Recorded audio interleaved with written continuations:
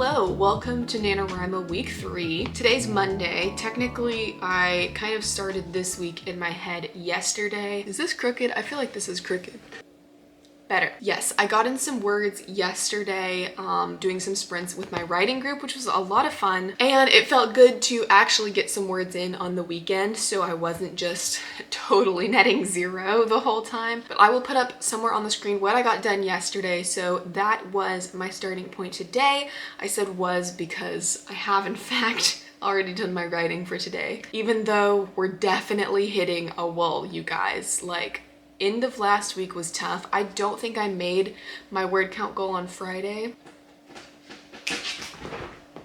This cat is trying to attack me. The child is being a ferocious beast. I think I'm struggling right now with the fact that even though I've been writing so much, like pushing myself to my max, like every single weekday in November so far, I've been writing like 2,600 plus words every single day, if not 3,000 or 4,000 a couple days. And yet, every time I look at the NaNoWriMo graph, I'm still just always in danger of dipping below that par line. And I know logically, I know the reason for this is the fact that I don't write on weekends. And I know logically, I anticipated this. I knew that that was gonna be the case, and that was why I decided my daily word count was gonna be so high in the first place, was to allow myself to do that.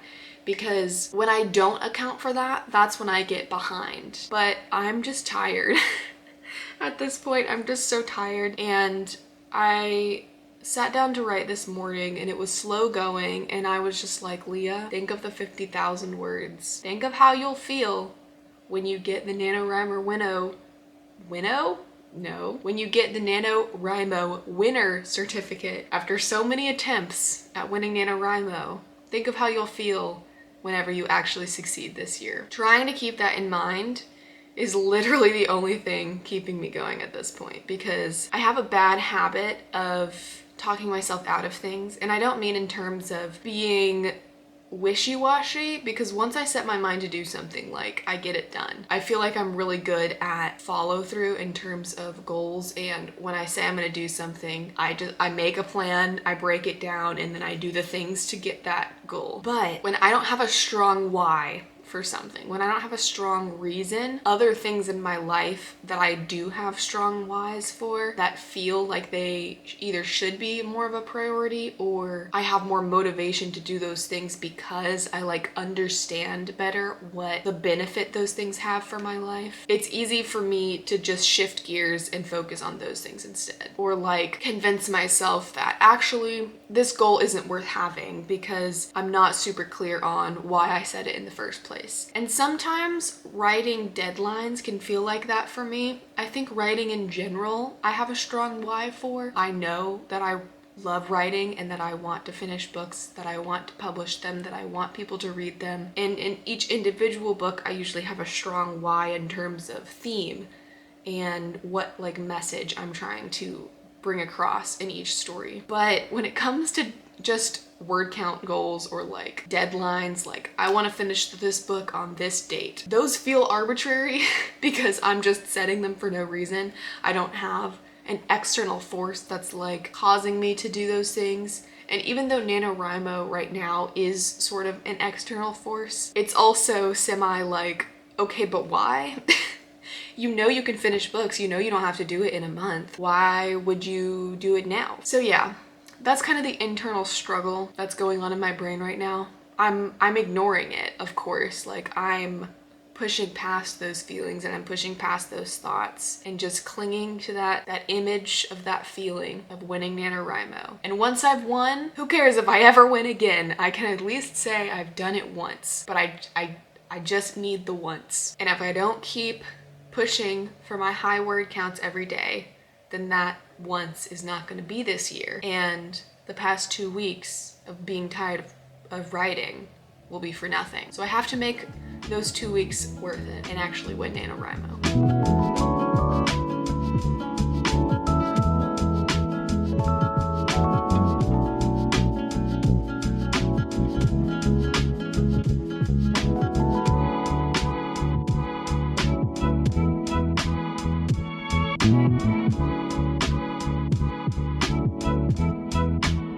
most of you will be thrilled to hear that I woke up wanting to write today. I know, crazy. I'm trying not to get my hopes up that this is the beginning of an upward trend in terms of my motivation, because who knows if I will wake up feeling the same tomorrow. So because of that, I intend to ride this wave as long as it will carry me today. Still, you know, maybe kind of trying to balance the whole don't burn yourself out thing. I'm gonna get my minimum, and then as long as I feel like writing above that, I will do so. As soon as I start to feel like, meh, then I'll stop. I think part of the reason why I was feeling that way today is because I'm at the midpoint. I think I talked about this last week a little bit, that the midpoint is sort of the crux of the book. It's the thing that hasn't changed a lot in the past years that I've had this story floating in my brain, because it's the part that I'm very certain about. Like, I know what happens. It's just a matter of what happens before and after it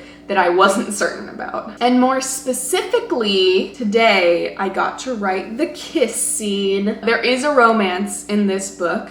It's a little bit more overt, I guess, maybe. It's a little bit more forward-facing than my Project Shadows romances are. Project Shadows, in my head, is the first of a trilogy. And so it's sort of setting up romance to come rather than having romance on its own, if that makes sense. Which, you know, is also fun to write because I know that there's gonna be some drama in future books, and I already know what that drama is gonna be. But I haven't got to write it yet because I haven't written those books. But now, Project Shadows is a standalone, and so any romance that is involved is happening here and now. And so we've had some hints, we've had some sprinkles before now, but this is really where the cards are put on the table. We know how each other are feeling for the most part, not entirely, because, you know, it's hard to be emotionally vulnerable when you're a teenager. But yes, I feel really good about it. Don't want to sound arrogant, but I absolutely love the way the scene ends. It hits you in the gut, makes me feel things. I literally was sitting there almost tearing up at the end of that scene. Not because I think the writing was so phenomenal, but just because I do think I did a pretty good job at it, and the fact that I did a pretty good job at it in my zero draft just made me very happy. And I also am just sort of envisioning what the final draft will look and feel like, because obviously things get better the more you work on them. And so I'm just excited to see where this goes as it's polished up. So that's what I was writing today. The downside, I'm now past the midpoint. I've written everything that is involved in that section, and now we're officially moving into the second half of the book, which, like I also said last week, is my open waters section, my part that I feel less confident in. The midpoint is usually where my draft attempts at this story sort of fall apart. So I'm hoping NaNoWriMo is the push I need to force me to get through this part, because it's never gonna be good if I'd never write it. What a concept. That's literally the whole purpose of doing a fast draft, is just to get through it, even if it sucks, and then you can polish it later. And so that's just kind of the mindset I really need to settle in. So that's where I'm at. Today is Wednesday, and I'm planning on ending this week, this vlog on Friday. Hopefully I can ride this motivation till the end of the week at least. And then, you know, we'll have a little check-in on how we're doing and what we need to do for the final week. It'll be more like a week and a half in my vlog, but for the final week of NaNoWriMo. Hello again. Today's Saturday, so I'm gonna be wrapping up the week 3 vlog here. I actually did not end up writing yesterday, which again was just another one of those days where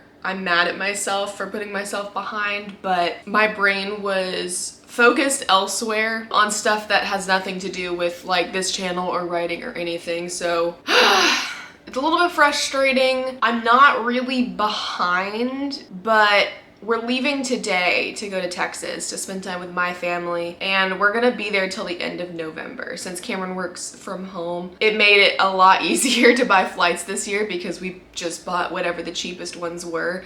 And then, you know, we're both gonna work from my parents' house. I'm just worried that I'm gonna be too distracted while I'm there, because every time I'm at my parents' house, A, it's usually vacation, so I don't want to do anything. And B, just being at home sort of like places me back into high school Leah's mindset of not doing my homework on time. So we'll see what happens. I've gotten much better at that the more time goes on. I do need to make sure I'm writing while I'm there. Otherwise, Nano's not gonna happen this year. And it needs to happen. I need to win. I need it to happen. Right now, where I'm at is I have 41,310 words total in the document, but because I started with some words in there already, I need to get to 57,400 something for NaNoWriMo to complete the 50,000 words for NaNoWriMo, which means I have 16,097 words to write in the next week and a half. Yeah, it's about a week and a half. Oh gosh. It feels like a lot, although that seems pretty normal. Okay, that's not that weird. On an actual like Nano, if I were writing every single day, I would only need to write like 1,400 words every day in order to meet my Nano goal. The problem is I'm not going to be writing every single day, so it's just a lot with being able to take time off as well.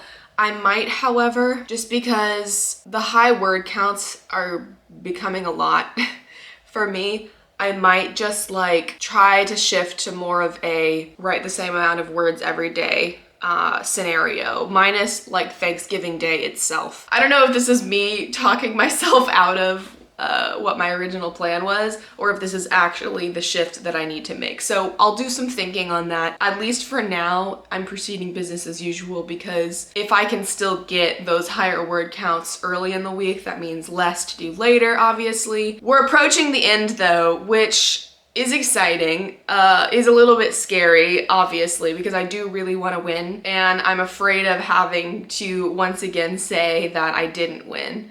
So hopefully I can use that as motivation. But as scary as reaching the end is, I'm ready to be there, because I'm ready for NaNoWriMo to be over. Not that I'm not having a good time. I think I'm having less of a good time this year than previous years because I'm much less online this year. I'm not joining as many live streams. I'm not like engaging with the community as much, which is part of what I love about NaNoWriMo, and so not doing that has definitely affected my experience. And it's not because I don't want to, it's just because, I don't know, stuff hasn't worked out, or I haven't wanted to join live streams because I need to be in like super focus mode to get my like huge word counts done. And so sort of my format of NaNoWriMo has affected the way that I engage with it this time a little bit. But it is what it is. We're almost nearing the end. I'm excited for Thanksgiving. I will be vlogging the last week and a half of Nano as my week 4 vlog, so you can expect that, I think, the day after Nano ends. Anyways, please let me know how you're doing with Nano. Let me know if you have needed to employ any like, not coping mechanisms,